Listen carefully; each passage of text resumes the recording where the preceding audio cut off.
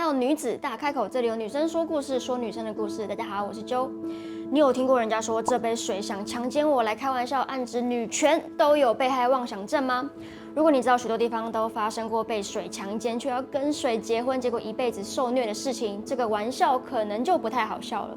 意大利西西里曾经有过修复式婚姻这种制度，来保护被害者的贞洁。几十年后的台湾，同样受害的邓如文，需要透过亲手杀掉丈夫，才能从噩梦中解脱。女性不管到几岁，都还是有可能在回家路上消失。将一生奉献给妇女运动的前民进党妇女部主任彭婉如，就是其中一个受害者。我不是要卖惨，也不是要说现在的女生该知足忍，我是要说，保护人的法律如此被动，一定和整个社会的默许有关。当人的脆弱被当成玩笑，被你太敏感轻轻带过，就需要一个惊天动地的当头棒喝，才有可能改变。那我说社会的默许是什么意思？我们先去一趟意大利看看。1963年，意大利西西里一名15岁的少女法兰卡和当地的混混梅洛迪亚订婚。但在这之前，他并不知道未婚夫是混黑手党的。直到梅洛迪亚因为偷东西被抓去关，法兰卡才惊觉自己把酒狗的拉吧，决定解除婚约，转而跟其他人谈恋爱。没想到梅洛迪亚出狱之后更小灯生气，跑去对法兰卡死缠烂打，烦他就算了，连他的家人也一起骚扰，全家餐的概念啊！骚扰不成，梅洛迪亚决定绕向他的兄弟们，总共几十个人冲进他家，硬是把他带走。法兰卡被关在荒废的农舍里整整8天，他们天天强暴他。但梅洛迪亚这么做不只是因为欲望，更是因为他知道自己可以有吃又有拿，因为法律里面就有一个修复式婚姻的制度，只要他在事后跟法兰卡结婚，就可以修复一切。修复在哪里呢？修复受害者的名声啦，没错，比起正义，当时更重视女性的贞洁，认为只要加害者愿意跟受害者结婚，不就谢主隆恩，大家就可以假装强暴不曾发生，当然也没有人犯法咯。法兰卡被救出来后，全部的人都是这样以为的，大家都觉得哇，可怜的女孩，还好梅洛迪亚愿意跟她结婚，不然她的一生就毁了。But 就是这个 But。法兰卡不愿意按照什么破传统，他直接拒绝了梅洛迪亚的要求，坚持把他告上法院。哇，法兰卡这声 no， 前无古人后无来者，整个西西里的人都惊呆了，怎么会有这么不听话的女孩子哦？老人家心脏受不了啊！所以开庭时一堆人都冲去旁听，但当然不是在意法律或是要替法兰卡讨公道。根本就没有多少人真正支持法兰卡，都说她是不要脸、不检点的女人，怎么可以不跟强暴犯结婚？结婚可以跟强暴抵消，正负得零啊！不要骗我，我数学不好。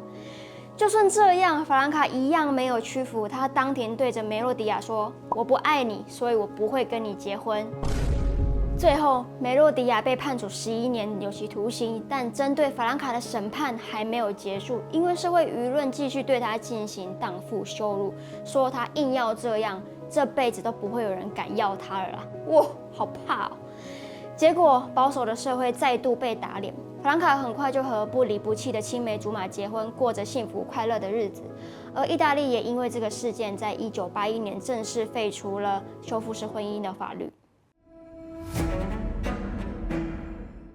你会不会想说，刚刚那些路人也太搞错重点了吧？重点是为什么跟强暴犯结婚是一种补偿，不是他之后有没有结婚吧？很奇怪的是，明明有些事情应该有人伸出援手，但这时候就会出现清官难断家务事的咒语，无论外面的人求救有多大声，都我不听，我不听，我不听。大家依然相信法而不入家门的1993年10月27日，台北县（现在的新北市）有一名22岁的女子亲手杀死了她熟睡的丈夫林阿奇。这名女子是邓如文，比起杀夫，她更像是杀掉了她生命中最大的痛苦来源。林阿奇本来就是地方恶霸，他盯上了邓如文的妈妈，多次对她性侵和施暴。当邓如文的妈妈被打到送医后，他就把目标转向了当时只有15岁的邓如文，也强暴了她，还硬是把她抓回家同居。如果邓如文想回家，林阿奇就把他爸爸吊起来打，打到邓如文回到他身边为止。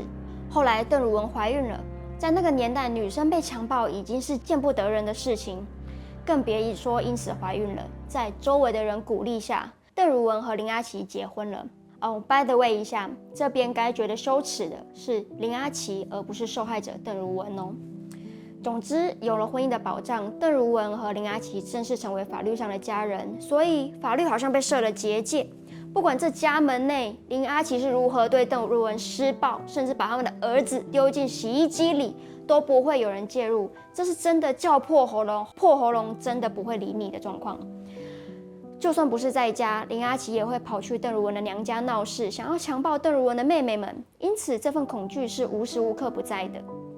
事发当天，林阿琪醉醺醺的回家，最后一次对邓如雯动手，还说她要杀掉所有姓邓的。啪！邓如雯的理智线直接断掉。他拿起林阿琪的铁锤还有水果刀，趁她在睡觉的时候杀了她，亲手终结了他们全家的噩梦。犯案后，邓如雯先打电话回家，告诉妹妹，以后你们出去不必害怕了，你们自由了。接着，邓如雯自首。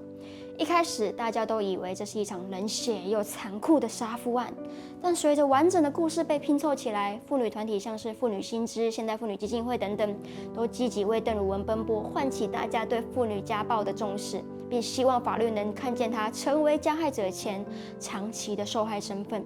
一审法院判处她5年6个月徒刑，在杀人罪来说已经算是轻判。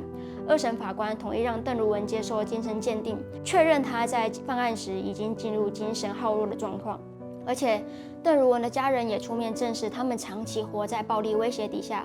二审最后改判3年有期徒刑。在这之后，妇女团体联合立法委员继续推动相关的预防措施，希望不要再发生下一个悲剧。1998年，台湾通过了亚洲第一部家庭暴力防治法，法终于踏入了家门。不过法律还是有它的局限性，很多人都说保护令只是废纸一张啦，拿去垫便当比较有用。像2025年10月，在台北市信义区就有一名男子不顾保护令杀害前女友，或是同年7月，在新北市土城也有另一名男子早就有家暴前科，却还是当街杀死了妻子和妻子的妹妹。这些都是相关单位应该重视的事情。法律只是最低的道德标准，必须看穿亲密关系暴力后的结构性问题。事实上，根据统计，在2021到2024年之间，保护令对85%的受害者是有效的。重要的是，我们应该如何把剩下的15%补起来，而不是因此再也不相信法律，一道菜没有加葱就把整桌菜掀掉。家暴防治法这几年经过修法，将异性和同性伴侣都纳入了保护的对象，也针对散布性影像有了规范。未来还需要大家一起关注、敦促修法。你认为亲密关系中为何常有精神及肢体暴力行为呢？留言分享你的看法。遗憾的是，保护通常都来得太晚，甚至像在开玩笑一样。至今仍是台湾3大悬案之一的彭婉如命案，就是最直接的例子。1996年11月30日，民进党妇女部主任彭婉如前往高雄参加隔天的全代会。她一直努力推到自己被叫做彭1/4的妇女1/4保障名额制度即将被表决。